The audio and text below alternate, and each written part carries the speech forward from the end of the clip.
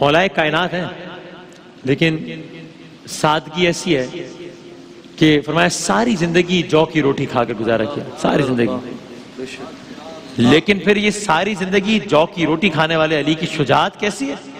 شجاعت ایسی ہے کہ دنیا نے دیکھا کہ اسی جو کی روٹی کھانے والے علی نے کیسے 2 انگلیوں سے خیبر کا قلعہ اکھاڑ پھینکا. یہ شجاعت. پتھر پہ علم دین کا گاڑا کس نے، للکار کے مرحب کو پچھاڑا کس نے. تو 2 انگلیوں سے خیبر کا قلعہ اکھاڑ پھینکا. شجاعت ایسی کہ مشہور زمانہ پہلوان مرحب پلک جھپکتے میں مار دیا. لیکن اب یہ اتنا میدان میں اتنا شجاع علی مسلح عبادت پر کیسے ہیں؟ خوف خدا کیا ہے، کیا عالم ہے. ایسا کہ ایسے ہی ایک اور پہلوان عامر بن عبد الود کو جب ایک جنگ میں قابو کر لیا اور جب اس کو گرا دیا اور قریب تھا کہ اس کو واصل جہنم کرتے ہیں، یہاں تک کہ اس نے ایک ایسا ایکٹ کیا، اس نے ایک گستاخانہ عمل کیا، تو آپ نے چھوڑ دیا. قابو کرنے کے بعد چھوڑ دیا، یہ کہہ کر چھوڑ دیا کہ میں جو کام کرنے جا رہا تھا، تجھے قتل کرنے جا رہا تھا، یہ میں اپنے لیے نہیں بلکہ خدا کے لیے کرنا جا رہا تھا. تیری اس گستاخی کے باعث اگر امکان تھا بھی کہ میرا ذاتی غصہ اس پر غالب آ جاتا، اس لیے میں نے تجھے چھوڑ دیا. اور بعد میں پھر اس کو قتل کیا. اور پھر عاشق رسول کیسے صلی اللہ علیہ وآلہ وسلم، کیا کہنا ہے. اس باغ پہ توحید کا پہرا نہ ہو کیوں کر، جس باغ کی پہچان ہی زہرا سی کلی ہو، اس شخص کے رتبے کی بلندی پہ نہ جاؤ جس شخص کے ادنا سے غلاموں میں علی ہو. سرکار دو عالم صلی اللہ علیہ وسلم نے ہمیشہ فخر فرمایا اس بات پہ کہ میں محمد صلی اللہ علیہ وآلہ وسلم کے غلاموں کا غلام ہوں. کیا کہنا ہے. کیسے عاشق رسول، ایسے عاشق رسول کے جنگ احد جس میں سرکار دو عالم کے دندان مبارک بھی شہید ہوئے، گھمسان کی لڑائی ہو رہی تھی، کفار مکہ نے افواہ اڑائی کہ نعوذ باللہ محمد صلی اللہ علیہ وآلہ وسلم شہید ہو گئے ہیں. حضرت علی پوری قوت سے ذوالفقار کے جوہر دکھا رہے تھے. ایک دشمن قریب آیا، کہنے لگا یا علی رسول اللہ، آپ کے نبی صلی اللہ علیہ وآلہ وسلم تو اب نہیں رہے، اب آپ لڑ کر کیا کریں گے. حضرت علی نے ذوالفقار کو روکا نہیں بلکہ اس کے سوال کو جواب بنا کر اس کے منہ پر دے مارا. کہا ارے اگر مصطفیٰ نہیں رہے تو پھر علی جی کر کیا کرے گا، جی کر کیا کرنا ہے. اللہ اکبر. دانائی کیسی، حکمت کیسی، ایسی کہ آپ کے کیے گئے فیصلے، آپ کے دیے گئے جواب سب اپنی مثال. آپ وقت نماز ہے، حضرت علی مسجد کی جانب جا رہے ہیں. کسی نے سوال پوچھا کون سے جانور بچے دیتے ہیں، کون سے جانور انڈے دیتے ہیں. سوال پوچھنے والے کا خیال تھا کہ حضرت علی شمار کرنا شروع کر دیں گے، نماز کا وقت نکل جائے گا. لیکن شاید اسے معلوم نہیں تھا کہ جن سے پوچھ رہا ہے وہ باب مدینۃ العلم ہے. حضرت علی نے چلتے چلتے ہی ایک ہی جملے میں جواب دے دیا، بھائی جن کے کان باہر ہوتے ہیں وہ بچے دیتے ہیں، جن جانوروں کے کان اندر ہوتے ہیں وہ انڈے دیتے ہیں. بات ختم. 1400 برس سے زائد عرصہ گزر گیا. اس کے بعد سائنس نے بہت سارے ایسے امور طے کیے کہ جو پہلے بتا چکے تھے الحمدللہ.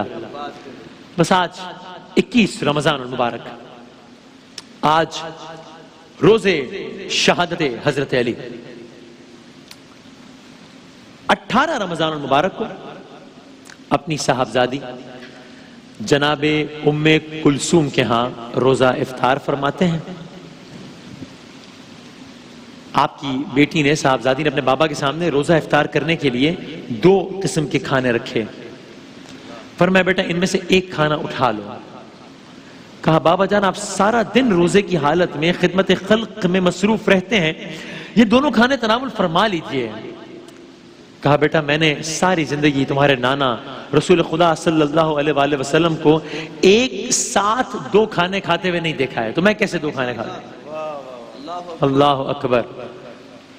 سلام اس پر، سرکار دو عالم کے لیے کہا نا کہ جس نے بے کسوں کی دستگیری کی، یہ گھرانہ ہی وہ ہے. سلام اس پر کہ جس نے بادشاہی میں فقیری کی. کیا کہہ رہے ہیں. 19 رمضان المبارک ساری رات عبادت خدا میں مشغول رہے اور عین صبح صادق کے وقت خدائے لم یزل کے یہ عظیم عبد اپنے خالق کی بارگاہ میں سجدہ ریز ہونے کے لیے خانہ خدا کی جانب جا رہے ہیں. علی 19 رمضان المبارک کو مسجد کوفہ کی جانب رواں دواں ہیں. صحن خانہ خدا میں آئے، اور آسمان کی جانب نگاہ کر کے فرمایا اے چشم فلک گواہ رہنا تو نے نماز کے وقت کبھی علی کو بستر پہ سویا ہوا نہیں پایا. کبھی ایسا نہیں ہوا کہ وقت نماز اور علی سو رہا. آپ نے اپنی گھر میں بطخیں وغیرہ پال رکھی تھی اور روایات میں باقاعدہ آیا کہ اس روز 19ویں کی صبح کو جب جا رہے تھے آپ تو وہ بے زبان پرندے بار بار حضرت علی مرتضیٰ کی قبا کے دامن کو پکڑ لیتے. وہ اپنے زبان میں کہہ رہے تھے کہ مولا نہ چاہیے نہ جائے. زنجیر و در یہ کہتے تھے مولا نہ جائیے. مرغابیوں کی تھی صدا آقا نہ جائیے. تھا آسماں پہ شور کہ مولا نہ جائیے. بچے پکارتے تھے کہ بابا نہ جائیے. بچے پکارتے تھے کہ بابا نہ جائیے. زنجیر و در یہ کہتے تھے مولا نہ جائیے. مرغابیوں کی تھی صدا آقا نہ جائیے. تھا آسماں پہ شور کہ مولا نہ جائیے. ارے بچے پکارتے تھے کہ بابا نہ جائیے. بھئی کیوں آسمان سرخ ہے یہ کیسا راز ہے. مسجد میں آخری یہ علی کی نماز ہے. مسجد میں آخری یہ علی کی. انشاءاللہ دامن نے اجازت دی تو ہم جب ختم کریں گے تو آپ ایک یا دو اشعار آج کے دن کی مناسبت سے پڑھ دیجئے گا انشاءاللہ. حضرت علی مسجد کوفہ میں تشریف لے گئے.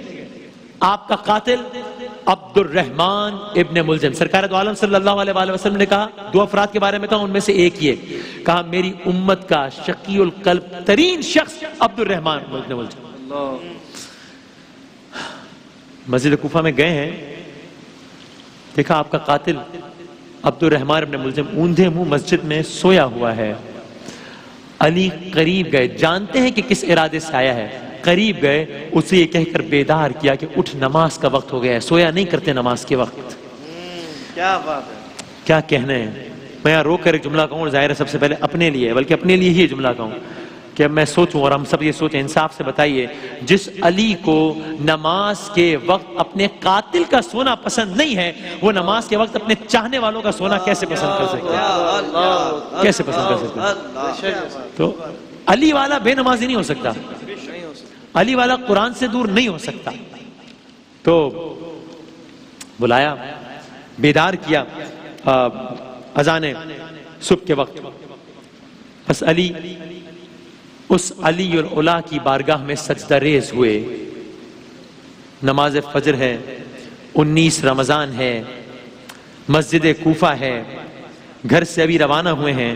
اس عالم میں روانہ ہوئے ہیں کہ سب نے اپنے اپنے طور پر التجا کی کہ مولا نہ جائیے. پہنچنے کے بعد عبد الرحمن ابن ملجم کو بیدار کیا ہے. نماز فجر کا آغاز ہوا ہے. حضرت علی بارگاہ علی العلا کی بارگاہ میں سجدہ ریز ہوئے ہیں کہ ابن ملجم نے سر اقدس پر زہر آلود تلوار کا وار کیا ہے. اللہ اکبر اللہ اکبر. پھر علی کی نماز آپ سب جانتے ہیں. صرف بچوں کے لیے ایک تکرار کہ وقت نماز حضرت علی کا عالم کیا ہوتا تھا کہ ایک دفعہ جب پیر میں ایک تیر یا کوئی چیز چپ گئی اور جب نکالی جاتی تھی وہ چیز تو بہت تکلیف دیتی تھی. تو لوگوں نے پوچھا کچھ روایت کے مطابق سرکار دو عالم سے پوچھا کہ یہ معاملہ ہے حضرت علی کے پیر سے ایک چیز ہمیں نکالنی ہے لیکن جب نکالتے ہیں تو مولا شدت کرب سے تکلیف میں مبتلا ہو جاتے ہیں. کہا اس کا بڑا آسان حل ہے. ایسا کرو کہ جب علی نماز پڑھ رہے ہوں اس وقت تیر نکال لینا. پتہ ہی نہیں چلے گا کیونکہ وہ اتنا محو ہوں گے نماز میں. وہ نماز تھی. تو یہاں ابن ملجم نے جب شہید کیا شاعر نے کہا جب گردنیں جھکی ہوں تو سر کاٹتے ہیں لوگ. جب گردنیں جھکی ہوں تو سر کاٹتے ہیں لوگ. جھکتا نہیں وہ سر جو صدا سرفراز ہو. جب گردنیں جھکی ہوں تو سر کاٹتے ہیں لوگ. جھکتا نہیں وہ سر جو صدا سرفراز ہو. سر کاٹنا علی کا تو ممکن ہی نہیں تھا. قاتل بھی منتظر تھا کہ وقت نماز ہو ورنہ یہ کام تو ممکن ہی نہیں. صرف انتظار کیا کہ ہاں وقت نماز ہے، کام ہو سکتا ہے۔